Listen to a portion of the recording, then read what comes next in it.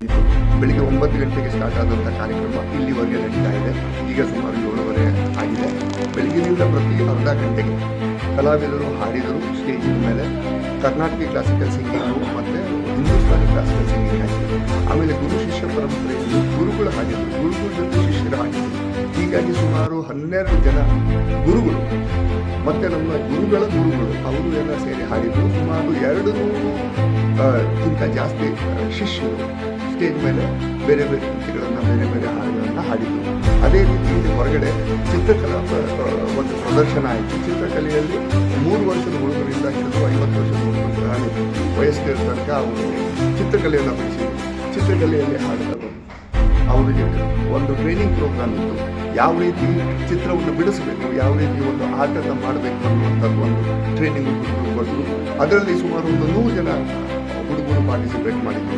ಹೀಗಾಗಿ ಕಾರ್ಯಕ್ರಮ ಸೂಪರ್ ಆಗಿ ಎಕ್ದಮ್ ಬ್ಯೂಟಿಫುಲ್ ಆಗಿ ನಡೆದಿದೆ. ಓಕೆ, ಧನ್ಯವಾದ, ಥ್ಯಾಂಕ್ ಯು.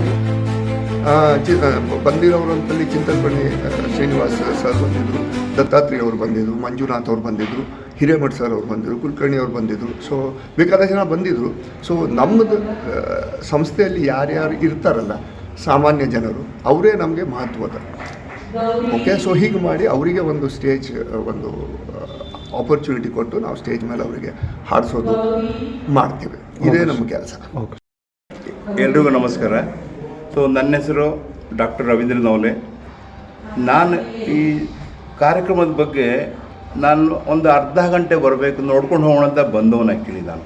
ಓಕೆ, ಇವ್ರದ್ದು ಕಾರ್ಯಕ್ರಮ ನೋಡ್ತಾ ಇಲ್ಲಿ ತನಕ ಇದೇನೆಂದರೆ ಲೆಕ್ಕ ಹಾಕಿ ನನ್ನ ಇವತ್ತು ಮೀಟಿಂಗ್ಸ್ ಎಲ್ಲ ಕ್ಯಾನ್ಸಲ್ ಮಾಡಿ ಈ ಒಂದು ಸಂಗೀತ ಲೋಕಕ್ಕೇನು ಕರ್ಕೊಂಡು ಹೋದ್ರಲ್ಲ ನಿಜವಾಗ್ಲೂ, ಅಲ್ಲಿಂದ ಇನ್ನೂ ನಾನು ಹೊರಗೆ ಬಂದಿಲ್ಲ, ಇನ್ನೂ ಭೂಲೋಕಕ್ಕೆ ಬಂದಿಲ್ಲ ನಾನು ಆ್ಯಕ್ಚುಲಿ, ಟು ಬಿ ಫ್ರ್ಯಾಂಕ್. ಆದರೆ ಇಷ್ಟೊಂದು ಅಪ್ರತಿಮ ಕಲಾವಿದರು ಇದ್ದಾರೆ ಅಂದರೆ, ಸೊ 3 ವರ್ಷದ ಮಕ್ಕಳಿಂದ ಹಿಡಿದು 70-80 ವರ್ಷದ ವಯಸ್ಸಿನವರು ಸಹ ಈ ಸಂಗೀತ ಕಾರ್ಯಕ್ರಮದಲ್ಲಿ ಭಾಗವಹಿಸಿದ್ದಾರೆ. ಬರೀ ಭಾಗವಹಿಸಿಲ್ಲ, ಅವರು ಹಾಡಿದ್ದಾರೆ ಅಂದರೆ ಲೆಕ್ಕ ಹಾಕಿ. ಸೊ ಇದಕ್ಕೆಲ್ಲ ಈ ವೇದಿಕೆಯನ್ನು ಮಾಡಿಕೊಟ್ಟಿದ್ದಾರಲ್ಲ ಅಕಾಡೆಮಿಯವರು, ನಿಜವಲ್ಲೂ ಅವರಿಗೆ ಎಷ್ಟು ಹೃದಯಪೂರ್ವಕವಾಗಿ ಅಭಿನಂದನೆ ಸಲ್ಲಿಸಿದ್ರು ಕಡಿಮೆನೇ. ಯಾಕಂದರೆ ಇದು ಒಂದು ಒಳ್ಳೆ ಪ್ಲಾಟ್ಫಾರ್ಮ್ ಇದೆ. ಸೊ ಗೊತ್ತಿಲ್ದಿರ್ತಕ್ಕಂಥ ಮಕ್ಕಳು ಈಗ ಬರೀ ಬೆಂಗಳೂರಿನಲ್ಲಿದೆ, ಮುಂದಿನ ವರ್ಷ ಏನು ಪ್ಲ್ಯಾನ್ ಮಾಡ್ತಾ ಇದ್ದಾರಲ್ಲ ಅದೆಲ್ಲ ಅವ್ರು ಹೇಳ್ತಾ ಇದ್ದಾರೆ. ನೆಕ್ಸ್ಟು ನ್ಯಾಷನಲ್ ಲೆವೆಲ್ನಲ್ಲಿ ಮಾಡೋ ಪ್ಲ್ಯಾನ್ ಇದೆ.